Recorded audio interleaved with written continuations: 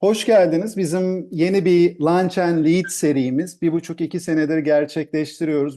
Gündemdeki konuları hani masaya yatırmaya, işlemeye, bir vizyon katmaya ve orada hani beraber tartışmaya çalışıyoruz. Bugünkü konumuz da uzunca bir yıl süredir gündemde diyebiliriz herhalde. Pandemiyle başladı. Sadece Türkiye'de değil, Türkiye'de de gündem oldu ve son yıllarda 2023'te, 2024'te gerek iş hayatı olarak gerekse eğitim sektörü olarak en önemli trendlerden bir tanesi olan well-being'i masaya yatıracağız. Well-being'i yani iyi oluş olarak adlandırıyoruz bunu. Farklı tanımlar da gündeme geliyor. Biz hani zaman zaman well-being, zaman zaman iyi oluş diyelim buna. Bunu Aylin'le beraber bizim bu konudaki dönüşüm ortağımız olan, eğitimlerdeki dönüşümüz ortağımız olan Be Well firmasının yönetici ortağı Aylin'le beraber bu konuyu masaya yatıracağız. Çağlayan Bodur benim ismim. Ben Dale Carnegie'nin yönetici ortağıyım. İşte 28 senedir eğitim sektöründeyim. Hem eğitmenlik hem Türkiye'de uzunca bir süredir e, yer alıyorum diyeyim. Aylin başlamadan evvel konumuza senin de kendini şöyle kısaca tanıtmanı rica edelim. Ondan sonra da geçelim konumuza. Tamam. Aylin Buraya. Aksun, ben de. Arkadaşlar sesleri bir kontrol edebilir miyiz? Kısıkta mı diye. Çünkü bizim için de sizin için de zor oluyor diğer türlü. Benim lisans işletme ama yüzler de böyle ikili şekilde gitti. Uzun yıllar işte kurumsal hayatta çalıştım, yöneticilik yaptım. Ama sonrasında diğer tarafa döndüm. Bu ilk açılım da Dale Carnegie ile beraber oldu zaten 2006 yılında. 20 yıldır dolayısıyla kurumlara zaten eğitmen olarak çalışıyorum. Yalnız bundan pandemiden önce 2018 yılında ortağım o da burada Özlem Aslanoğlu ile birlikte biz Mutlu Çalışan diye bir marka kurduk. Çünkü şunu gördük. Kurumlarda psikolojik iyi oluş ihtiyacı pandemiden önce dahi çok fazlaydı. Yani stres, giyilen çoklu şapkalar vesaire. Ve sonra böyle gerçekten özellikle pandemi sonrasında çok büyük bir hızla büyüdü ve ilgi oldu kurum içi tarafta da. Ve şimdi de markayı Be Well'e dönüştürdük. Çünkü bir Hollanda açılımlarımız da oldu. Yurt dışı açılımı sebebiyle bu aynı markayı Be Well olarak devam ettiriyoruz. Kurum tarafı böyle. Bunun dışında kısaca şeyi de söyleyeyim. Heal Your Life diye 50 yıllık bir öğreti var. Kanserini zihinsel yöntemlerle iyileştiren 80'li yıllardan ünlü birisidir Louis Hay. Bilenler belki vardır. Onun Türkiye'deki eğitmen ve koçlarını yetiştirmekle mesulüm bir de. Her ülkede bunu bir kişi yapıyor. Başka söyleyebileceğim bir şey, 3 tane de kitabım var. Psikolojik iyi oluşa dayanıyor hepsi. Şimdilik bu kadar söyleyeyim. Dilerim güzel vakit geçiririz birlikte. Süper. Yani uzmanıyla iyi oluşu well-being'i masaya yatıracağız diyebiliriz. Peki esasında hep nedenle başla diyor. Nedenle başlamak çok önemli. Öncesine şöyle bir iki cümleyle neyi katalım ki aynı noktada olduğumuzu yani konu bazında uyumlandığımıza bir mutabık olalım. Dolayısıyla Aylin şöyle bir şey soracağım. Hani böyle bir iki cümleyle çok detayına girmeden zaten konuşacağız. Metodolojisini veya daha kapsamını konuşacağız ama well-being dediğimizde ne anlamalıyız? İyi oluş dediğimizde ne anlamalıyız?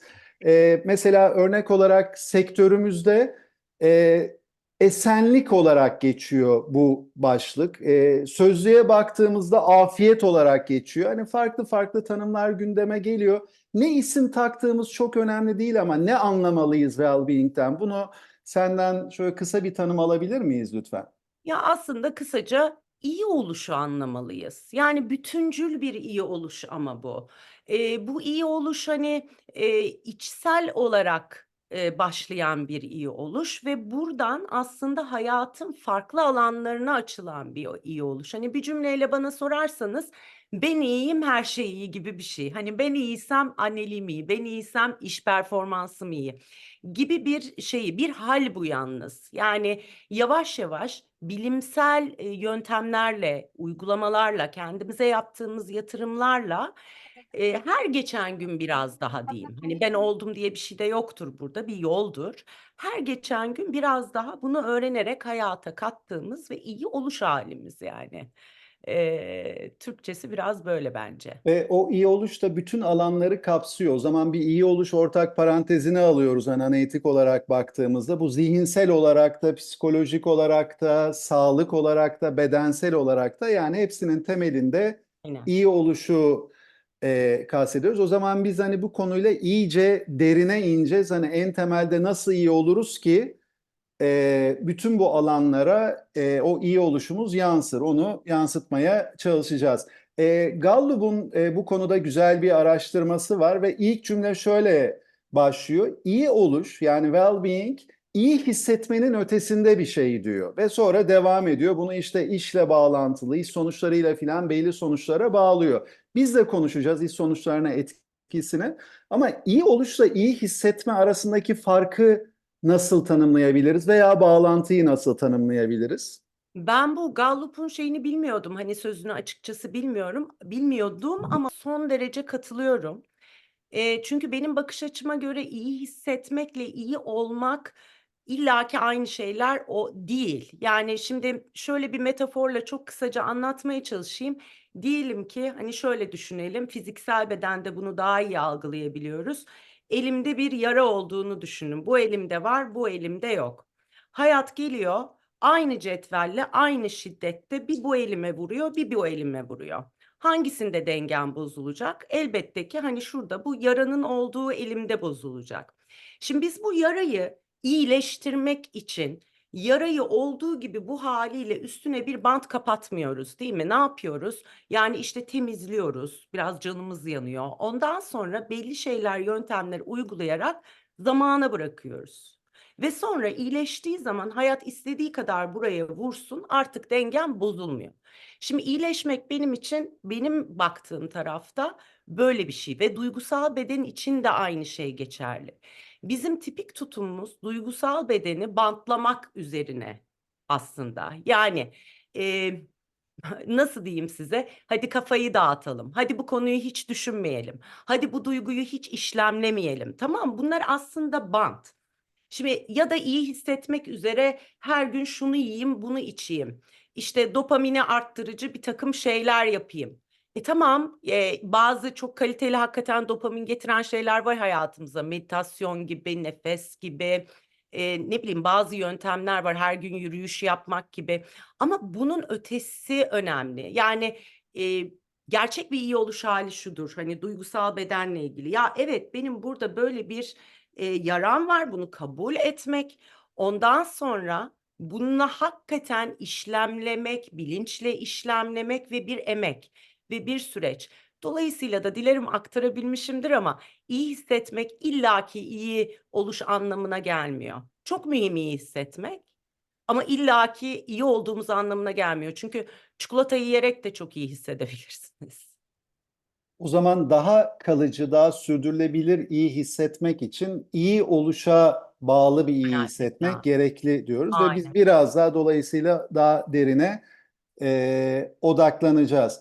Yani buradan bir şey benzetmesi benim aklıma geliyor. Hani yara analojisinden yola çıkarak insanın yarası acısı, daha doğrusu acısı neredeyse canı oradadır filan gibi bir söz vardır. Şimdi bunun belki iyi oluşa yansıması da mesela hep belli ya hep de benim başıma geliyor gibi yorumlar yapılır olumsuz. Demek ki yaramız oradaki, iyi oluş ihtiyacı oradaki, hani o bizim başımıza gelen şeylerden, dolayısıyla o yaradan kurtulalım gibi bir, bilmiyorum doğru mu, öyle bir benzetme Çok yapayım. doğru.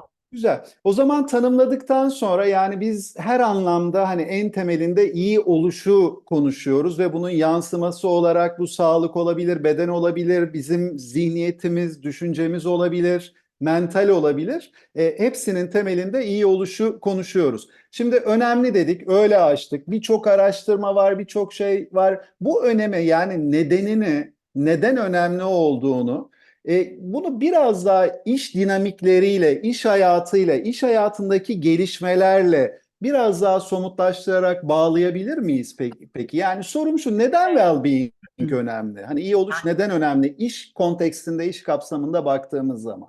Neden önemli? Şimdi bizden bir performans bekleniyor tabii ki iş hayatında. Ama şunu unutmayalım ki bu performans hayatımızın farklı alanlarında da bekleniyor. Yani bir sağlık performansı derdimiz vardı ki 2 sene öncesine kadar düşünün pandemi döneminde, değil mi? Ya da hepimizin ebeveynlik performansı derdi var, ilişki performansı derdi var. Bunların hepsi zaten iş hayatını etkiliyor. Yani o tarafa doğru da ben açmak isterim. Yani bedeniniz enerjik hissetmiyorsa iş tarafınız da zaten etkilenecektir. Dolayısıyla bunların hepsi aslında bir bütündür.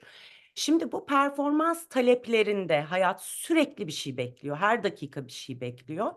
Bu performans taleplerinde şimdi bizim performansımızı etkileyen, değil mi? Hani ülkenin durumu, o oldu, bu oldu. Hayattan sürekli bir uyaranlar geliyor. Bir de bizim iç faktörlerimiz var. Yani nasıl baktığımız, nasıl değerlendirdiğimiz, duygu durumumuz falan, düşüncelerimiz gibi düşünün. Şimdi burada şu önemli. Acaba iç faktörler mi daha önemli ve etkilidir, yoksa dış faktörler mi daha önemli ve etkilidir? İkisi de etkilidir. Ama ben size diyeceğim ki iç faktörler daha etkilidir. Bunun şöyle bir sebebi var. Bir, e, dış faktörler her geçen gün çok daha zorlaşıyor ve muğlaklaşıyor. Herhalde aramızda dış faktörleri ben %100 kontrol ediyorum diyebilen birisi yoktur. Öyle bir tüm güçlü. Dolayısıyla da etki alanımızda değil ve üstelik bu her geçen gün etki alanımızdan daha da çıkıyor dış faktörler. Birinci sebebi bu, iç faktörlere daha önem verilmesi gerektiğini. İkinci sebebi de şu. Gerçekten biz dışarıdan da bir uyaran aldığımızda, mesela Çağlayan bana bir ters bir laf söyledi. Aynı lafı Özlem'e de söyledi.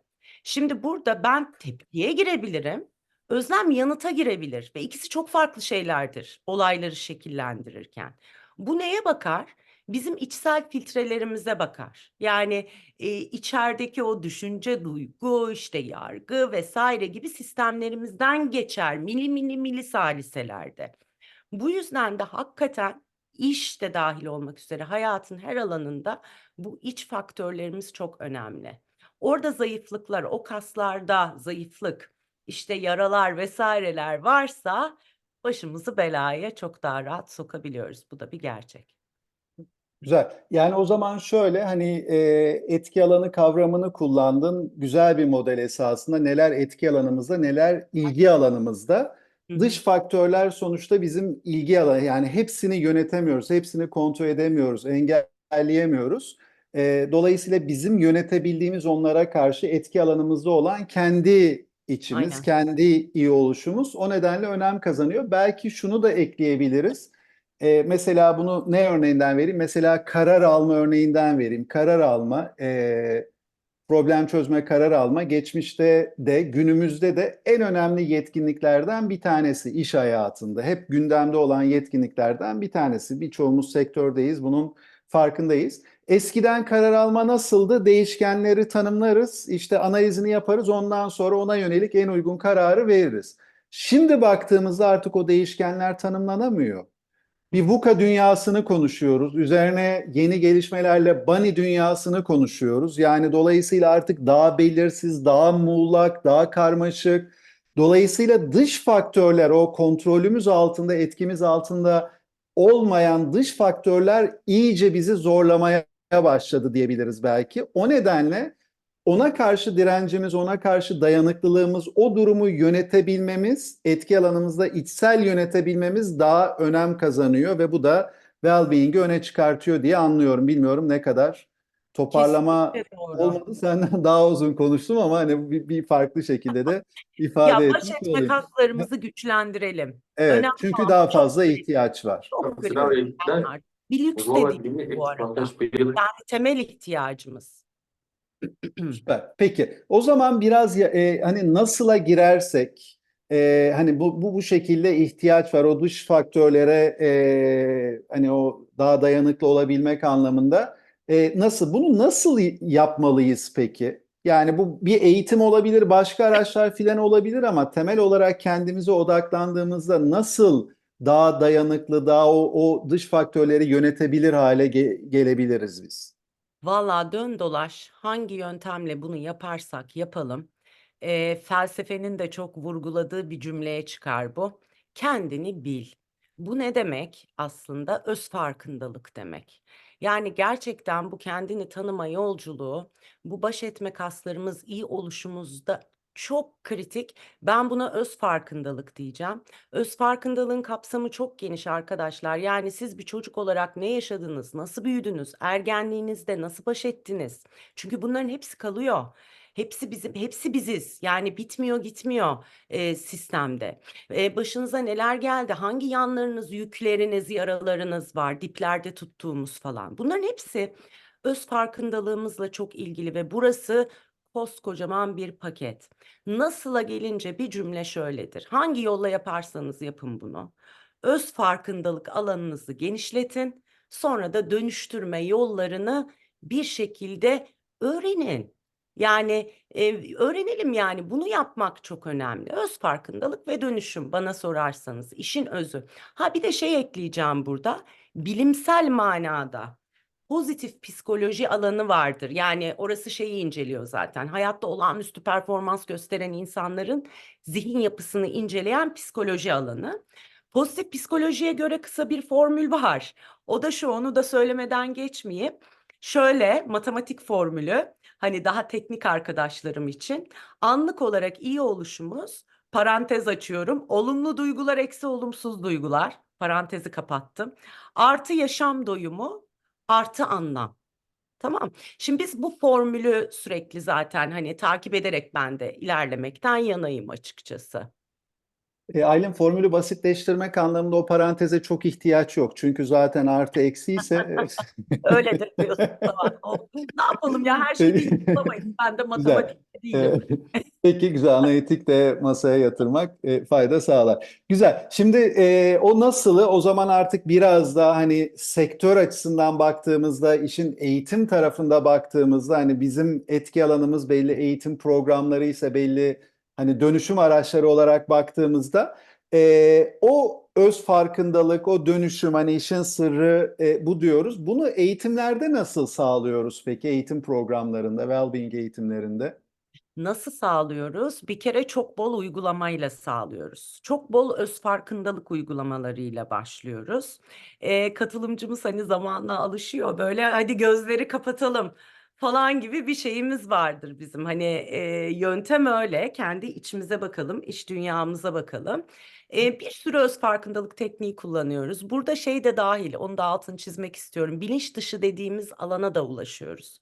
Yani farkındalık alanımızda hiç olmayan ve gün için. Aylin, burada izninle sözünü kesebilir miyim? Aha, Aynası iştir kişinin. Gel bir tane uygulama yapalım o zaman. uygulama yapalım. Tamam. Peki, Yapabilir miyiz böyle bir o ortamda? yaparız. Şu Çok, anda 120 katılımcı var.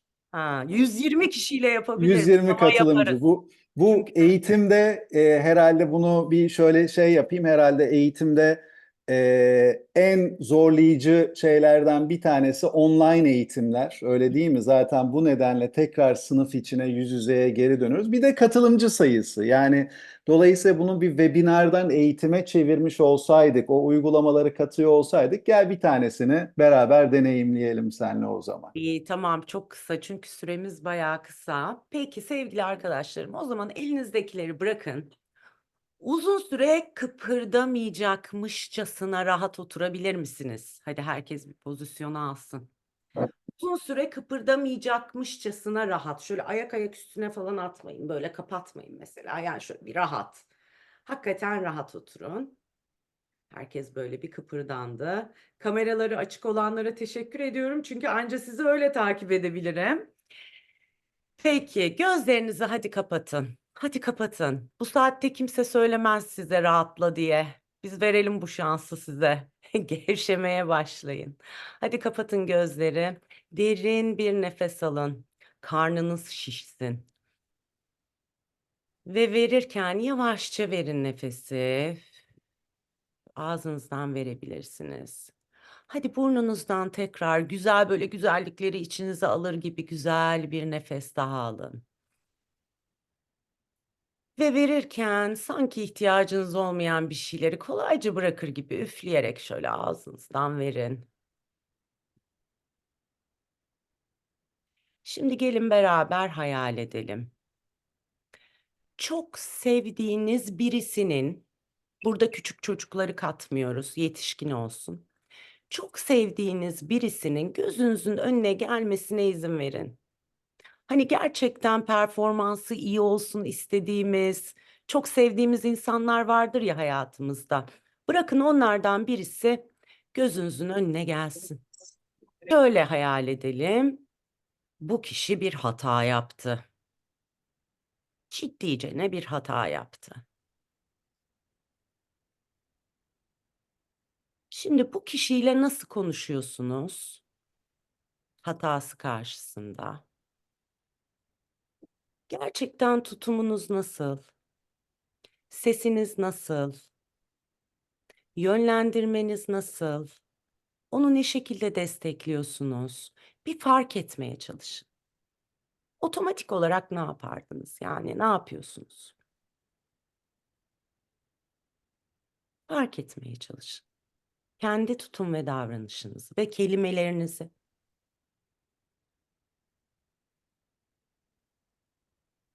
Peki şimdi derin bir nefes alın. Şunu hayal edelim. Aynı hatayı siz yaptınız. Sen yaptın aynı hatayı. Şimdi şunu fark edelim. Kendinle nasıl konuşuyorsun? Kendine karşı tutumun nasıl? Gerçekten. Destekliyor musun kendini de? Mesela ne yapıyorsun? İkisi nasıl farklı? Yani şunu fark etmeye çalışın. Sevdiğiniz biri, iyi olsun istediğiniz biriyle konuşma biçiminiz, tutumunuzla kendinize karşı tutumunuz ve konuşma biçiminiz arasında nasıl farklar varsa bunu anlamaya çalışın. Şimdi derin bir nefes alın. Hazır olduğunuzda farkındalığı odaya getirin. Biraz ayakları, bacakları oynatın. Canınız isterse de bir gerinin. Hazır olduğunuzda gözlerinizi açabilirsiniz. Peki, belki çete alabiliriz hızlıca. Ne fark ettiniz? İkisi arasında nasıl bir fark var? Var mıydı, yok muydu? Tabii ki bunlar çok kişisel, kişiden kişiye de değişebilir de. Şöyle hızlıca yazabilir misiniz?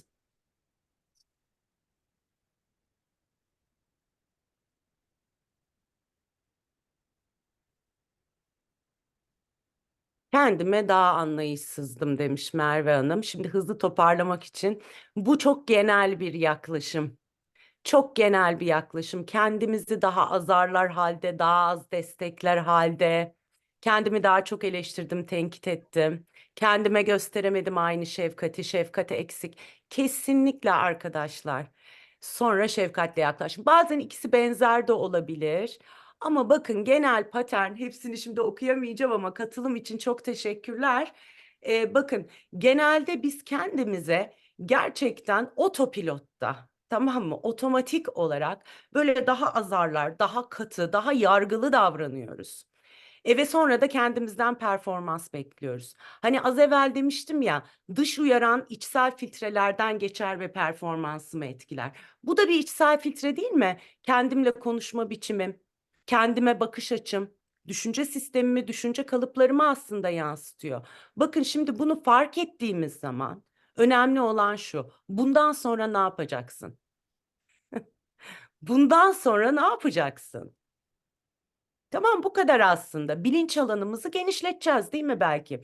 Bundan sonra o zaman kendime de sevdiğim biriyle konuşur gibi konuşayım. Bakın bakalım ne oluyor performansa. Hani kendiliğinden aslında bunu demek istiyordum Çağlayan. Hani uygulama dedin. Dilerim bir fayda sağlamıştır. Kesinlikle, yani uygulamanın kapsamında kişisel sağladığımız faydanın yanında, hani ben çete yazmadım ama ben de önemli bir farkındalık oluştu. Ama şey tarafında tabii hani bu öz farkındalığın ne demek olduğunu somutlaştırmak anlamında çok güzel bir örnek oldu. Bir tarafta da eğitim metodolojisi olarak baktığımızda 120 ile başladık, 125'iz şu anda, demek ki üretken bir şey, bir 5 kişi daha bağlanmış sayıya bakıyorum. Ne, ama yani sonuçta 10 veya 15 kişi veya yüz yüze, hatta belki online kişinin kendisini daha rahat hissetmesi anlamında belki de daha rahat işleyecek bir format bile olabilir. Hani bir tarafta da benim farkındalıklarım bu anlamda da oluştu. Çok çok teşekkürler. Burada şeyi söyle, hani düşünce kalıpları, yani düşünce kalıplarıyla çalışıyoruz. Ana fikri bu mudur, yoksa daha ötesi var mı? Daha ötesi var. Yani ben aktarırken aslında hani katılımcılarımıza da böyle olduğu için değil ama dört başlıkta daha iyi anlaşıldığı için öyle anlatıyorum. Bir, düşüncelerimiz var. Kafamız bizimle konuşuyor mu? Evet, konuşuyor. Sürekli konuşuyor, tamam mı? Ve bu acayip hayatımızı belirliyor. Başkalarının söylediklerinden ziyade ben kendime ne söylüyorum? Bu kısım çok önemli. Düşünce akışınızı yakalarsınız zaten gün içinde ve şunu fark edersiniz. Başkalarının yaptığı baskıdan ziyade kendiniz kendinize daha fazla baskı yapıyor olabilirsiniz. Strese sokuyor olabilirsiniz. Çünkü bir gün içerisinde bir çıktı alabilsek bizim zihnimizden 70-80 bin düşünce geçiyormuş. Bunların çoğu da negatif arkadaşlar. Çünkü beynin asıl derdi bizi korumak. İlk önceliği bizi korumak. Dolayısıyla ne yapacak? Negatifi tutacak, değil mi? Olumsuz deneyimleri yapıştıracak buraya. Olumlu deneyimleri böyle kaydırıp atacak. Şimdi bir kısım bu. Bir kısım kalıp yargı dediğimiz bir şey var bizim, tamam mı? Kalıp yargı, ikinci başlık olarak söyleyeyim, ön yargı ve yargılarınızın toplamıdır. Bunu da şöyle kısaca anlatayım. Biz dışarıdan herhangi bir uyarana maruz kaldığımızda beynimizin sinir hücreleri, yani nöronları arasında bir iplikçik gibi bir yol oluştuğunu düşünün. Şimdi eğer ki siz bunu pekiştirmeye devam ederseniz kendi kendinize ya da dışarıdan gelmeye sürekli bu uyaran devam ediyor. Bu iplikçik bir sokağa dönüşür. Pekişmeye devam ederse cadde, pekişmeye devam ederse otoban. Şimdi bir kere otobana bunu dönüştüğü anda, özellikle de otobanların farkında değilseniz, ki çoğunun değiliz. Çünkü çoğu çocuklukta oluştu. Geçmişler olsun ama otobanlar orada duruyor. Biz hangi arabayı hangi süratle sürersek sürelim dön dolaş aynı yola çıkarız. Yani Çağlayan az önce başında sürecin söylemişti. Hep dönüp dolaşıp aynı şeyi, böyle şey gibidir otobanlar. Farklı araçlar ve farklı kişiler aracılığıyla hep aynı şeyi yaşamak gibi. Bunu fark etmek çok önemli. Buna yönelik, kalıp yargılara yönelik, çok yargı ve ön yargıların toplamı aslında kalıp yargı. Buna yönelik çok fazla bir şeyler, yani uygulamalar yapıyoruz. Orada çalışıyoruz. Artı düşünce sistemi, kalıp yargılar, duygular tabii ki. Arkadaşlar, duygular davrandırıcı. Yani en önemli ateşleyici şeylerimiz ve burada şunlar önemlidir. Mesela gidip, ya şuraya kadar önemli. Çocukluk evini bir kokla. Hangi duygular hakimdi? Diyelim ki öfke hakimdi ve biz iki kardeş olarak büyüdük. Şimdi öfke hakimdi. Burada mesela ben şu anda halen öfkeli bir ortamda çatışmadan kaçmak için şöyle bir tutum ve davranışa giriyor olabilirim. Bunu işlemleyene kadar.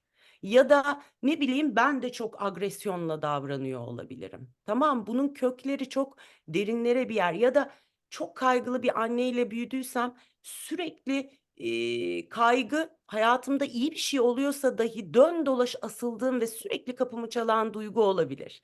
Şimdi bizim bunları anlamamız, doğru işlemlemeyi öğrenmemiz iç dünyamızda çok mühim. Dolayısıyla burayla çalışıyoruz. Bir son olarak şeyi de söyleyeyim. Kök inançlarımız, kendimizle ilgili inançlarımız, hayatla ilgili, başkalarıyla ilgili inançlarımız. Bunlar da çok derin bir yerlerde duruyorlar. Bilmiyorum, şey duydunuz mu? Kendini gerçekleştiren kehanet. Kendini gerçekleştiren kehanet. Mistik bir kavram değil arkadaşlar. Bu gayet bilimsel psikoloji kavramıdır. Farkında olarak ya da olmadan inandığınızı gerçek kılarsınız. Beyniniz gider gelir gerçekler bunu. Buralar önemli. Yani biz özetle, tabii bunların daha çok fazla açıklaması, uygulaması var da buralarda çalışıyoruz. Dilerim çok uzatmadım lafı. Yo, estağfurullah, önemli şeyler. O kendini gerçekleştiren kehanet de herhalde bizim dünyamıza çok daha geçmiş yıllarda secret'la, sırla girdi. Öyle değil mi? Dolayısıyla kendi hayatımızı, kendi şeyimizi kendimiz belirliyoruz o Kendimiz düşüncelerimizle. belirliyoruz, yani neticede Evet. kendimiz çok belirliyoruz. Ben o söylediklerinden şöyle, esasında bir sorumda, bir hani masaya yatırım yapmamız gereken şey iş sonuçlarıydı Aylin. Hı hı. Yani sonuçta eğitimi konuşuyorsak her zaman eğitim dünyasında konuştuğumuz şey, hele kurumsal eğitimleri konuşuyorsak o zaman bunun iş sonuçlarına yansıması nedir, etkisi nedir? Ben senin aktardığından şöyle bir çıkarımda şey yapıyorum. Bir sözle şey yapayım. Hani tam böyle hani ezberimde değil ama çok benzer şekilde hani düşüncelerimiz, duygularımız, inançlarımız, belki inanca eşdeğer şekilde değerlerimiz, davranışlarımız, karakterimizi. Zaten o davranışlar hani bir tarafta karakteri oluştururken bir tarafta da iş sonuçlarını şey yapıyor. Çünkü orada davranış dediğimiz şey yetkinlikler filan. Hani ben kafamda şu soruya cevap verdim. İyi oluş, iş sonuçlarına nasıl hitap eder, nasıl etkiler dediğimizde o düşünce, duygu, inanç ve sonrasında davranışlara ve o yetkinliklere yansımasıyla şey yapacak, etkileyecek. Ben senden esasında bir uygulama daha alacağım ama bu konuyu açmışken hani senin yorumun nedir? Hani well-being eğitimleri açısından baktığımızda hani biz iyi oluşu sağlıyorsak o zaman bu iş sonuçlarına nasıl etkisi olacaktır? Yani bunu bir eğitim dünyasının önemli bir kriteri olarak. Hani bir giriş daha yapayım. Şu anda 2023'te, 2024'te eğitim dünyasındaki en önemli noktalardan bir tanesi transfer. Yani eğitimin alıp iş hayatına adapte edilmesi, orada kullanılması, iş sonuçlarına Mükemmel yansıması etkiler. ve bilinmeyen bir denklem hala üzerinde çalışılan, hep geliştirilmeye çalışılan bir nokta. Transfer anlamında yani eğitimin iş sonuçlarına yansıması anlamında nasıl bir yorumun var? Nasıl well-being eğitimleri o Böyle, konuda? yani bir kere kişi, bizim süreçlerimiz için konuşuyorum bunu, ve deneyimsel olarak konuşuyorum. Eee, Çok ciddi o öz farkındalığı yaşadığı zaman, ve o tohum içerideki değiştiği zaman, yani eskiden orada kaktüs tohumu vardı, şimdi papatya tohumu. Buna bir kere sürdürmeye devam ediyor. Hakikaten orada farklı bir motivasyon oluşuyor.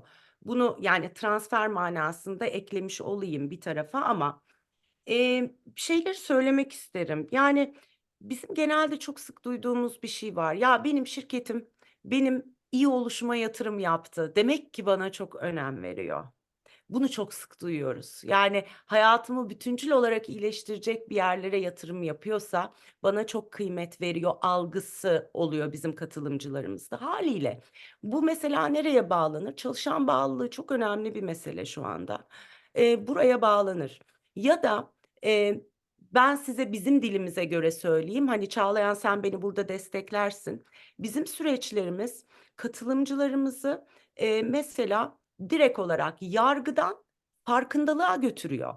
Şimdi yargıdan farkındalığa biraz daha yol aldığınız zaman neyi daha iyi yapabilirsiniz mesela? Diversity Inclusion başlığı var kurumlarda şu anda. Ya da yaratıcılık, inovasyon, yani yargısal kalıplı bakmaktan daha farkında bakmaya bunun köküdür mesela, hani, tohumudur. Ya da, işte, tepki vermekten yanıt vermeye götürüyor bizim süreçlerimiz kişiyi ve ben bunun özellikle liderlerde çok önemli olduğunu düşünüyorum. Çünkü bir sürü şeyle mücadele ediyor ve tepkisel olma lüksü yok. Yanıt vermesi gerekiyor, değil mi? Yani o dengeyi tutabilmek için, o ilerlemeyi rağmen sağlayabilmek için. Ya da, şey modları mesela hayatta kalma modundan, o surviving mod dediğimiz moddan kişiyi bu süreçler şeye doğru götürür. Thriving mod yani, olanla biten her ne ise bununla birlikte öğrenmek, gelişmek gibi bir hale götürüyor. O zaman içsel motivasyona bizim çok ihtiyacımız var ya. Yani vazgeçmemek için, sürdürmek için bir şeyleri iş hayatında. İçsel motivasyonu etkiler mesela yetkinlik olarak. Şu an aklıma gelenler bunlar. Olur. Yani ben şöyle iş dünyasında hani senin söylediğin gibi bu saydıklarında o kadar çok bağlantı var ki bir kere eğer ki biz o değişimi sağlamazsak ne olur dediğimizde hemen aklıma Marshall Goldsmith geldi. Hı hı. Marshall Goldsmith'in Türkçe tercümesi olan bence İngilizcesi daha etkili ama iş dünyasına giden yolda aktardığı gibi 20 artı bir tane liderlerin yaptığı hata var ve bunlardan bir tanesi birisi bir yorum yapar yapmaz bak neden o işlemeyeceğini anlatayım. anında eleştirmek, anında geri bildirim vermek. Dolayısıyla o iyi oluşu sağlamadığımızda bir kere dezavantajı o. Sağladığımızda ne olur dediğimizde başka bir örnek vereyim. Yani senin söylediğin gibi inovasyon, problem çözme, sonuç odaklılık gibi yetkinliklerin hepsinin temelinde bu esasında. Ve bir tarafta da mesela çevik yaklaşım, örnek olarak çevik çalışma sistemi artık günümüze girdi. İlk başta bildiğiniz gibi IT ile başladı. Artık birçok ekip çevik çalışıyor. Biz mesela Dale Carnegie'de çevik çalışan bir ekibimiz var. TEGEP komitesi olarak çevik çalışıyoruz örnek olarak. Dolayısıyla çevik yaklaşım da bu söylediklerini yani gerektiren yani dolayısıyla sonsuz yansıması söz konusu olabilir. O zaman şöyle diyebiliriz. Bir tarafta katılımcının kendine değer verildiğini görmesi ve çalışan bağlılığını sağlaması o çalışan bağlılığının zaten iş sonuçlarına etkisi tartışmasız. Başlı başına hani zaman zaman yine Lunch and Lead'de konuştuğumuz konulardan biri çalışan bağlı tartışmasız etkisi. Bir tarafta da sonuçta iş hayatındaki çok önemli yetkinliklerin doğal olarak hani iyi yapılmasını, iyi sergilenmesini sağlayan bir gelişim olmuş oluyor. Biz bir dönüşüm formülü var bildiğin gibi Aylin Dale Carnegie'de. Hani iş sonuçları dediğimiz zaman bu duygusal dönüşümle başlıyor. Dolayısıyla düşüncemiz, duygumuz, bakış açımız, inançlarımız o bizim davranışlarımızı tetikliyor. O istenen yetkinliklerin ortaya konması ve o davranış değişiklikleri sonuçta işteki performansı olumlu yönde gerçekleştiriyor. Dolayısıyla aynı bakış burada da geçerli diyebiliriz. Ama bir etkisi herhalde yetkinlik bazında çalışırken iyi oluş çok daha fazla yetkinliğin temelini oluşturuyor. Çok daha fazla yetkinliğe hitap ediyor Ben burada bir şey ekleyebilir diyebiliriz. miyim Çağlayan? Çevik dediğinde bir iki cümleyle. Mesela çeviklik önemli bir evet kavram ama duygusal çeviklik. Yani duygusal çeviklik olmadan, zihinsel çeviklik, esneklik olmadan kişi nasıl yapacak o davranışı? Yani aslında işin özü buraya gidiyor.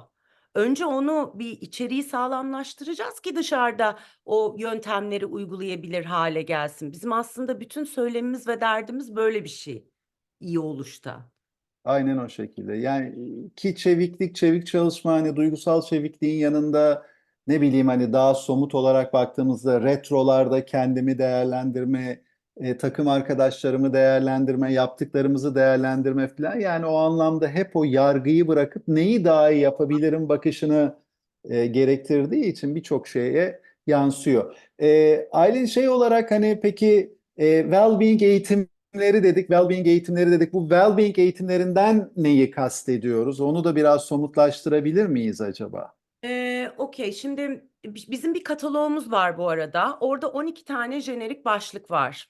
Şimdi bu kataloğun o 12 tane jenerik başlığı aslında hani yıllarla firmaların en çok talep ettiği bizden şeyler üzerine oluştu. Şu var mı sizde dediler. Biz okey dedik, oluşturduk. Yani böyle hani defalarca verilenleri katalogda görebilirsiniz ama tabii ki firmaya özel tasarım yapıyoruz. Ne tarz başlıklar var? Şimdi zihinle ilgili mesela işte zihinsel esneklik, bilişsel esneklik bu çok önemli bir meziyet. Başlı başına bir başlık bu. Ya da duygusal dayanıklılık bu başlı başına çok önemli bence bir başlık. Başka mesela anlam. Arkadaşlar şey çok önemli. Anlam yani bütün iyi oluş formüllerinin değişmez formülüdür. Benim de psikoloji eğitimimin 6 ayını daha harcadığım bir alan anlam yoluyla terapi. Dolayısıyla anlam yoluyla iyileşme gibi bir şeyler var. Ya da mesela bizim liderlik eğitimimiz Jung'u temel alır. Kahramanın yolculuğu içsel olarak oradan yani özetle şunu söyleyeyim. Uygulamaların yanı sıra aslında psikoloji biliminin bize sunduğu en güncel bilgilerle harmanlanmış bir takım başlıklar var. 12 tane şeyde görebilirsiniz onları. Yani en jenerik hallerini katalogda görebilirsiniz. Teşekkürler. Eğitim kataloğumuzu, bu işbirliğiyle oluşturduğumuz eğitim kataloğumuzu ne zaman isterseniz paylaşırız tabii ki. Şöyle yavaş yavaş toparlayalım. Ben esasında bir uygulama daha isteyecektim ama süremizi evet 40 dakikamızı doldurduk. O anlamda toparlayalım ve bu uygulamayı da nerelerde yapacağımızı en azından söyleyelim. Çünkü bizim bir de sürprizimiz vardı. O sürprizimiz de şu, yani deneyimlemek için sizler, ekibiniz, çalışma arkadaşlarınız, kimi isterseniz hani burada böyle biraz daha işin teorisini, mantığını, nedenini, nasılını konuşmak anlamında biraz daha genel olarak konuşma amacımız vardı. Ama bunu daha detaya indirmek anlamında şöyle bir sürprizimiz var. 3 hafta arka arkaya sizi bu konulardaki o spesifik biraz evvel Aylin'in söylediği eğitimlerimize, online eğitimlerimize davet ediyoruz. Bu ilki 29 Şubat'ta gerçekleşecek ve öğrenilmiş çaresizliği masaya yatıracağız. Bir sonraki hafta bunların duyurusunu filan ya bize yazarak veya zaten şey yapacağız. Ama mutlaka hani bekleriz. Sadece siz değil, söylediğimiz gibi ekip arkadaşlarınız bekleriz. Hani daha fazla deneyimleme anlamında. Bir diğeri 7 Mart'ta. 8 Mart'a daha iyi bir hazırlık ve 8 Mart'ı Dünya Kadınlar Günü'nü daha iyi geçirmek anlamında. Bu arada katılımcılarımız kadınlarla sınırlı değil ama belki kadınlara daha fazla hitap eden bir konu olduğu için öyle adlandırıyoruz. Özdeğer ve öz saygı webinarımız ve sonuncusu da 14 Mart'ta duygusal dayanıklılık webinarımız. Biz bunları ücretsiz olarak biraz daha well-being'i daha içine girmek, tecrübe etmek, deneyimlemek, o kazanımlar, o söylediğimiz işte öz farkındalık ve sonrasındaki dönüşüm anlamında biraz daha yol alabilmek anlamında bu şekilde bir sürprizimizi açıklayalım, sizleri davet edelim ve ondan sonra da artık süremizi aştığımız için toparlayalım. Yani well-being'i masaya yatırdık, nedenini, neyini ve nasılını burada mümkün olduğunca konuşmaya çalıştık ve doğal olarak kendi uzmanlık alanımız olan eğitim tarafına bağladık. Hani burada nasıl kapatırız dediğimizde bizim bu well-being eğitimlerinde kullandığımız bir mottomuz var. Ben o şekilde kapatmayı tercih edeceğim. Hani şu anda daha farklı bir kapanışım vardı ama yaşamda iyi ol ki diyoruz. 3 nokta koyuyoruz. Gerisini siz doldurun diyoruz. Hani bu motto herhalde bugünkü konuşmamıza çok uydu. Yaşamda iyi olun ki gerisine gelecek ve istediğiniz şekilde o 3 noktayı dolduracaksınız diyelim ve o şekilde tamamlayalım. Aylin, varsa senin son Evet. sözün, senden de alalım. Ben böyle bir topluluk, hepiniz geldiğiniz için öncelikle gerçekten çok teşekkür ederim. Sonraki seminerlere de lütfen buyurun, lütfen buyurun. Yani burada çok laf yaptık çünkü uygulamaları yapamadık. Katkı sağlayacağına inanıyorum. Dilerim görüşürüz sevgili arkadaşlar ve başka açılara doğru böyle hep beraber yol alırız. Baş etme kaslarımız güçlenir, iyi oluşumuz daha da pekişir. Çok teşekkür ediyorum hepinize. Görüşmek dileğiyle. Tekrar teşekkürler.